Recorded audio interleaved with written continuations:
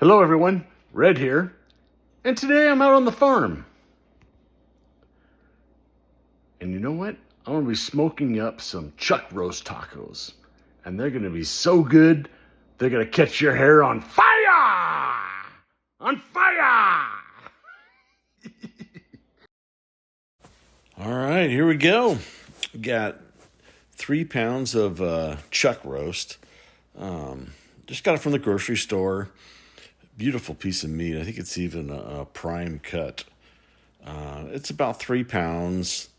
When I pulled it out, just flipped over both sides. It looked pretty dang good. There's a couple of pretty thick areas where there's extra fat on it, and so I'm like, man, I'm just going to trim that up a little bit, kind of get rid of some of the excess there, and I don't know, just kind of clean it up a little bit, and even throwing it over both sides so you can see where just the little excess is. So might as well make it look pretty. And then I kind of felt these 2 pretty big sized knuckles there of fat, and it just takes so long for those to render down. So I'm like, I'm gonna get a little bit of a head start on it and just kind of trim those down a little bit. And I think there's one on the other side too. I got to, but yeah, I just wanted to make sure it was workable. I get my kosher salt out and give a pretty liberal coat. I'm not afraid to use or to season my food, that's for sure. So good little coat of meat, or a good little coat of salt on my meat here. I'm making sure to get the sides and just get every area I can on that thing. And then using the black pepper next. The pepper is just a really good coarse blend. I pick it up at Costco, and it's there's like some type of grade to it, but I don't know. It's pretty evenly ground up and pretty good little chunks. So I like that. I like the flavor of the pepper that way, and plus it helps with just a real beautiful bark too. So once again, just getting this one side down, and then I think I just grabbed some generic garlic powder out of the cabinet. So salt, pepper, garlic, boom, there you go. Hey, that's Tim's blend right there. Put my own stuff on there. Once again, you can go grab an SPG blend somewhere and somebody's blend, but man, I like it the way I like it. So this is just me doing it myself. And once again, coating all the sides, making sure it's good. Already got the sides down pretty good. And then just my final touch of garlic on there, patting it all in. I'm like, man, that thing's a picture of beauty. I could put that in a frame. All right, so I got up my little platter there. Become a nice little area to get it ready, or let it, marinate a little bit before I'm getting the fire going. I decided to add a little bit of olive oil to the top too. I just think olive oil was able to really go nicely with the seasoning. I wouldn't object to doing that ahead of time too. Kind of uses a binder, a little olive oil binder, but just rubbing it in this way seemed to work fine too. So if you forget to do it, but remember afterwards, throw it on afterwards. So and again, it's not a ton; it's just a little bit, enough to keep it, be able to work into the meat and work the seasoning into the meat too. So now I got my plastic wrap on top of it. Into the fridge it goes. I think I'll throw it in there for a couple hours before I get going. So now I meat it out on the counter. Now I'm getting my pit barrel cooker ready. So throwing the briquettes in there. Usually fill it up, and then I'll grab a couple handfuls, put it in my little chimney there, and kind of get it going that way. So not too much in there. And I just use a little part of the bag. It's kind of nice with the Kingsford. I just kind of rip it off, wad it up, and then I still have like 100 or 200 Domino's napkins. When they delivered, they gave me all these napkins years ago. So I throw 2 napkins in it, super easy, along with the paper, and it just burns up real nice. And then before you know it, you got this beautiful bed of coals. So I just dump it on top of the old coals already there. I like doing it outside of the cooker. That way I can kind of move things around if I need to. If you kind of dump it on the inside, you're worried about the bottom of the chimney hitting, some of the bolts in there or whatever. So, hey, I just do it this way, throw on the bottom of my hammer, and in it goes. Now I got the camera angled down so you can see inside the cooker. It's kind of cool to see that. Got some pecan wood. Throw a couple chunks in there. I think it's the only thing I had. But hey, it works great. Couple chunks in there. I think one was even bark. But hey, it makes smoke. Let me use my grate for this one. I just think that I don't want that meat. I mean, it's still. I think it was like a $26, $28 piece of meat. I just don't want it falling through with the hooks. So I got the grate on just in case. But cooker's looking good. It's coming up to temp. Now I got it all heated up, and trying to show you the temperature gauge I threw on there, but it's sitting right around 3. I think it was really just a little bit over 300 initially here. After it got started with the wood going and everything. So I was real happy with that. It's pretty cold out. It's northwest, and it was like 42, 44 degrees, but hey, just kind of a nice little afternoon. So I got my piece of meat there. I'm going to throw it on the grate, and then, hey, might as well dump some of those juices on there. I did let it come up to room temperature inside, so the meat's not going to get shocked at all, but hey, it's looking good. You can see the cooker heating up a little too with the cover off of it. So, all right, there's my chuck roast sitting on my PBC. All right, and it's getting going. Well, after I did that, I came back in, and I think one of the secret to a really well-cooked piece of meat is olive oil and garlic. I think it's just a wonderful, not spritzer, but thing you can add to meat if it looks a little drier on the outside. So just kind of wanted to show you this little part here. I just get some fresh garlic. I'm going to go ahead and cut it up. I throw it in a little coffee mug. And then I'm just going to put a little bit of, like a third a cup of olive oil in there. And then I mix it real good. And once I do that, I just kind of keep it on the counter and I let it kind of meld together. It takes, so it's out there while the meat's out there, cooking. And by the time I'm ready to coat the outside with it, it's just a wonderful flavor. It's olive oil, which is a delicious oil anyways, with some fresh garlic in there. And it's just really one of the cheats that I've found along the years that helps make that meat just super moist and super delicious. So this is me. It's been a couple hours here. I was trying to think how long this cook was. It had only been, I put it in like at 240. And I think it was 440 now. It was just starting to get dark on me. And I'm like, wow, that meat. And I wanted to show this because there's different, thicknesses of meat in there. The center cut seemed to be a little bit less done than the outside. So I was like, interesting. So the outside was cooked a little bit faster than the inside. So I'm like, it's kind of good to know. So anyways, it was all around 160. Some of them were 180, different parts of the meat. But I'm like, well, time to pull it. So I thought it was noteworthy to note how different the temperatures of meat were in that one little piece of meat. So after I got it all out, I put another little layer of olive oil and garlic on there. And then I go ahead and try and spoon out all the garlic that's in there and put it on the top just to help with the, even more layers of seasoning.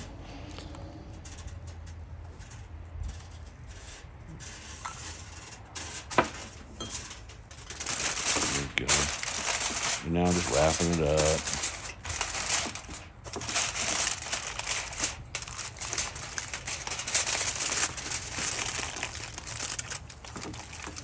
see the fire in the cooker starting to heat up too.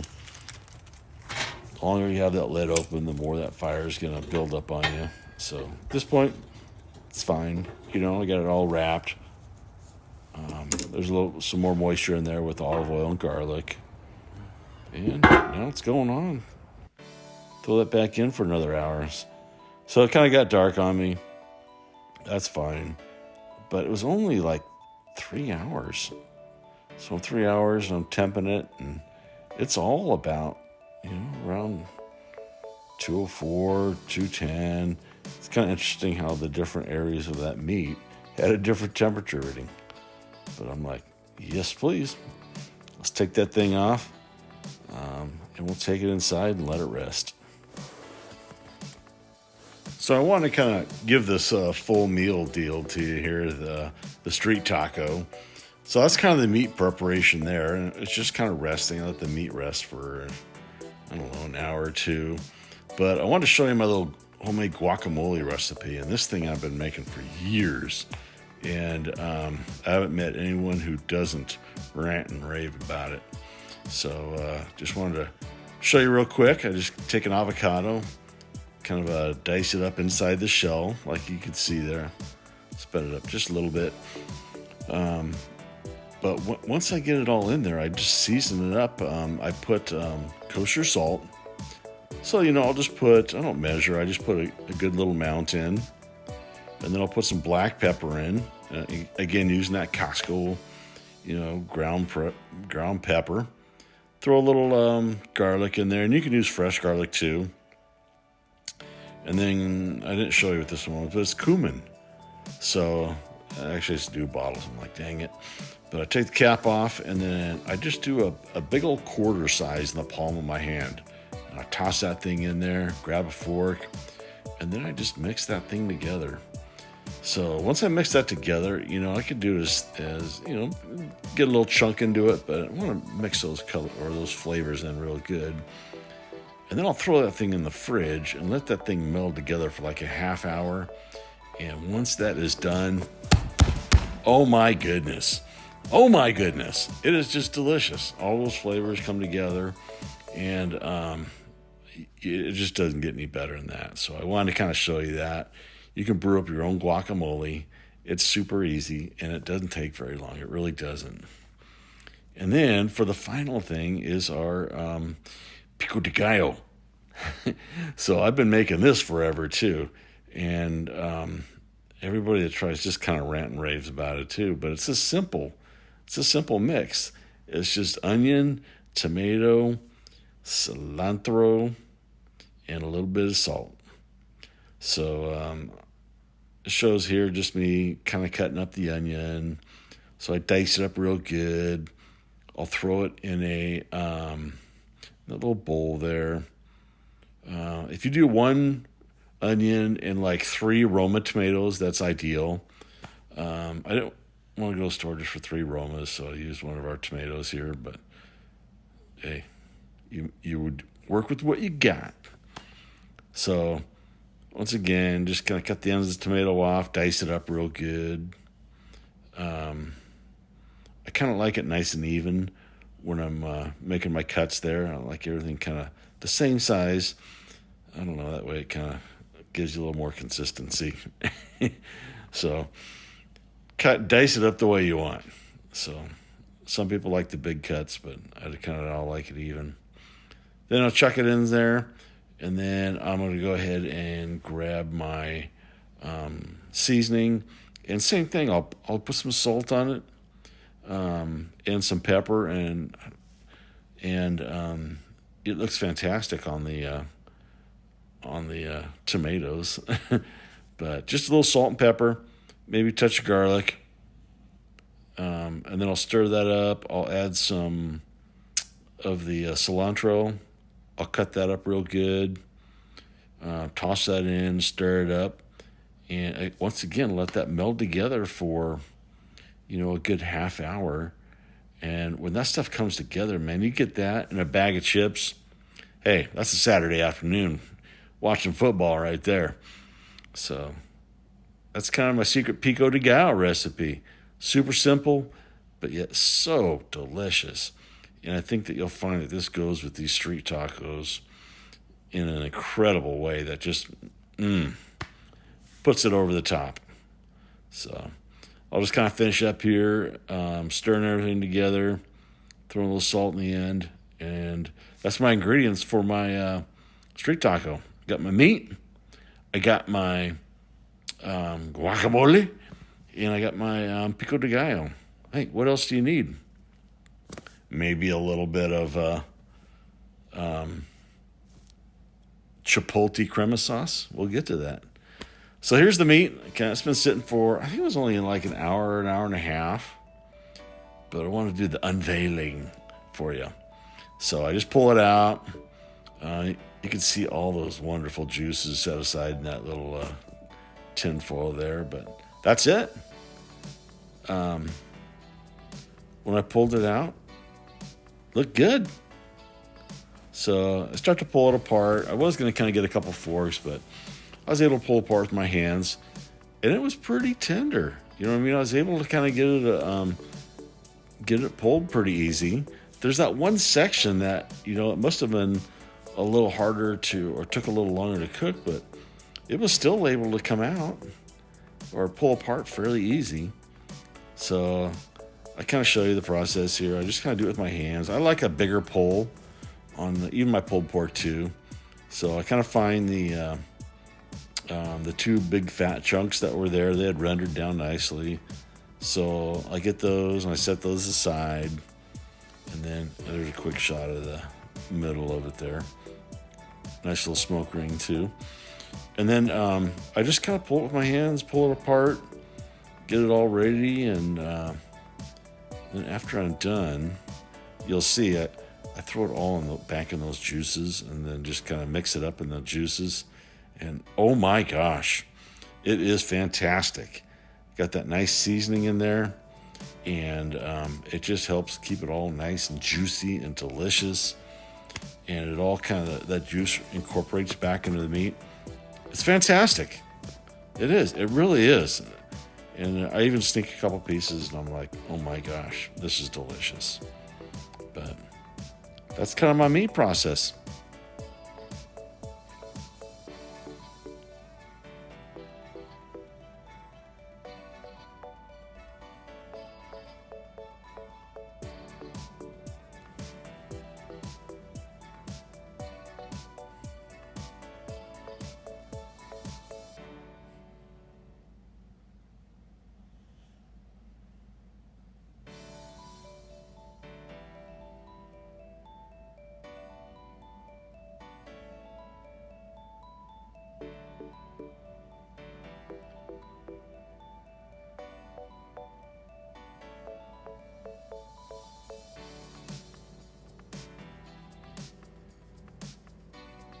Sorry about the hound dogs hiding out in the background there.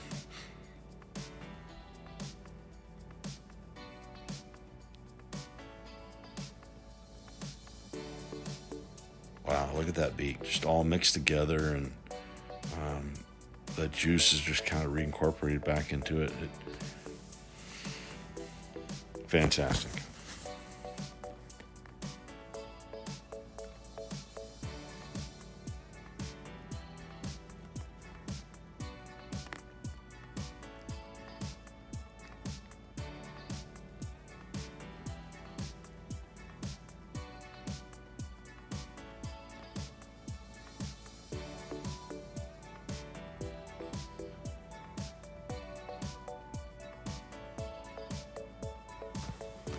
So here's the final product. Got my warm tortillas. Throwing down some of that beautiful chuck roast that I've been marinating all morning, cooking all afternoon. A couple nice little chunks, bite-sized chunks. I got my fresh pico de gallo. Throwing on a nice little section here. There we go. Slice it up with or throw a couple scoops of that homemade guacamole on there. Oh my goodness. I'm taking some of my homemade chipotle crema sauce. Oh my gosh. And then that's it right there. That's my chuck roast pork tacos. So if you're just kind of wondering what to do on a weekend or getting ready for a ball game and just need something delicious to cook up while you're watching a game, chuck roast pork tacos, man. You won't regret it. Some of the best quick tacos that you'll have. So take it from Red. Chuck roast, pico de gallo, guacamole. You guys be safe out there, and thanks for watching.